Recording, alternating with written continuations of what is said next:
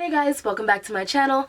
I know I've been gone longer than I planned to, but that's because I recently went on a trip to Toronto, Canada. It was super dope. I went with a bunch of friends, but I'm back now and that means back to business. So before I jump into this video, which obviously is going to be a hair color retouch using Manic Panic dye, I wanted to give you guys the opportunity to ask me any questions that you want to know about my red hair color. So drop me a comment and ask me whatever you want to know. I plan on filming a Q&A specifically about my red hair, so you can ask me anything. What are my future color plans? How has being red changed my hair routine? Whatever you want to know, I'm down to answer. So like I said, drop me a comment down below, ask away, and I'll be sure to film that and have that up for you guys soon. So without further ado, let's jump into today's video. Again, it's going to be a demo and a review on Manic Panic's Vampire Red hair dye. As those of you may know, I already have a hair color retouch video up on my channel, and I will link that up in the cards, but I decided to use something else and film it for you guys.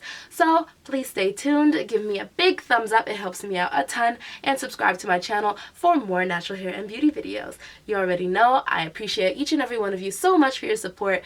Thanks for watching, and until next time, bye guys. Okay, I'm not sure, but hopefully you guys can see that my hair is a little bit washed out. It's looking a little bit pastel as opposed to the bright or deep red that I usually go for, so I'm gonna fix it. So if you guys want to know exactly my process from top to bottom in detail, watch my first hair color video, but I'm just putting some coconut oil around my hairline and ears to prevent staining. Okay, so consistency wise, it is like a cream paste type of texture. The Adore, which is what I usually use, is like basically liquid. It's very runny, and this, as you can see, ain't going anywhere. So first thing I notice, I'm just going to slap it on there. Keep in mind I only have this one jar, so I'm going to start off with a little and then work my way up, because I don't want to run out in the middle of my head, you know? Okay, so my hands are sliding pretty easily over my hair, so I like that. That's the same as with the Adore. They both seem to give me a little bit of slip. As you can see, I can kind of run my fingers through my ends here, so that's always a plus. So this is what we're looking like right now. Well, like I said before, I only have this one 4 fluid ounce jar of this product, so I'm gonna just twist this up and move on to the next, and then if I have extra, I will go back and touch up the sections. While I do the rest of my hair, I'm just going to go over some questions that I got on my last color video.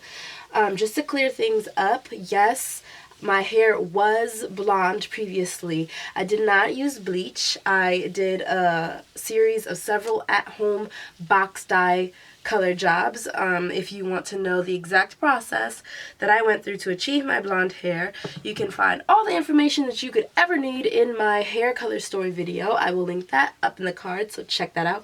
It will tell you everything that you need to know about my color journey and how I got my hair prepped for going red. Another question I get is, will this hair color show up if you did not lighten or bleach your hair? And the answer is no. This is semi-permanent dye, which means that it is not going to chemically lift your hair color. So if you are working with a dark brown or a black hair color, it's not going to show up. The most that you're going to get is a tint. Maybe when you go out in the sun, you might kind of see a little bit of something, but you will not have red hair if you're starting from, you know, just naturally dark brown or black hair. It's not going to work. You will need to either bleach your hair at home or go to a professional, or use box dyes to lighten your hair either to a lighter brown color or a blonde. That is what I did. I will say that if you are going to do any at-home color processes, know that there is a higher risk of, you know, damaging your hair. Color damage is real, people. So if you are at all nervous or just not confident in your abilities to do it at home, just save yourself the headache and go to a professional, or maybe have a friend help you out. Yeah, that's just to answer a couple questions that I got. So no, semi-permanent dye will not lighten your dark hair.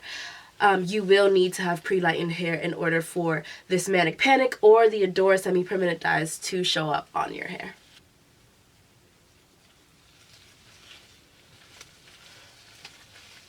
You just want to be mindful that sometimes you can miss areas if your sections are too thick. So you want to split them in half and then get all in between there. Okay guys, so I am done applying my color, and I ended up finishing the whole bottle, or the whole jar, which was not surprising to me. Ideally, I would have had a second one, but it was fine. You already know I'm going to let this sit for 30 minutes to an hour, and then just rinse it out in the shower, probably co-wash my hair, and prep it for whatever style I'm going to do next, which I don't know at the moment. It is late, and I'm just trying to get this color washed so I can get to bed. But stay tuned for my final results.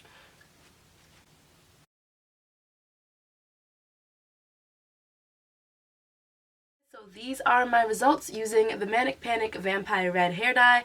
I love it. It's more cherry red than I expected it to be. I thought, hearing the name Vampire Red, that it was going to be kind of deep and dark, maybe more maroon, but it's definitely super bright. I don't know if the camera is really picking it up true to color, but it is red, let me tell you. But I love it. What do I think about the actual product? I think it was great. There was slip. It feels moisturizing. My hair feels soft. The color payoff is excellent. What else? It doesn't really have too much of a smell, so that's not a problem for me.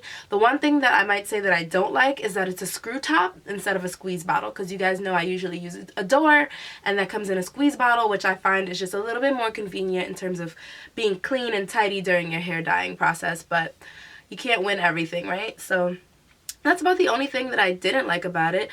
I will have to see how the color lasts and see how it bleeds as I wash my hair. So I'll probably post an update sometime maybe in a few weeks on my Instagram. If you're not following me, go ahead and do that at Kenzie_Kens1.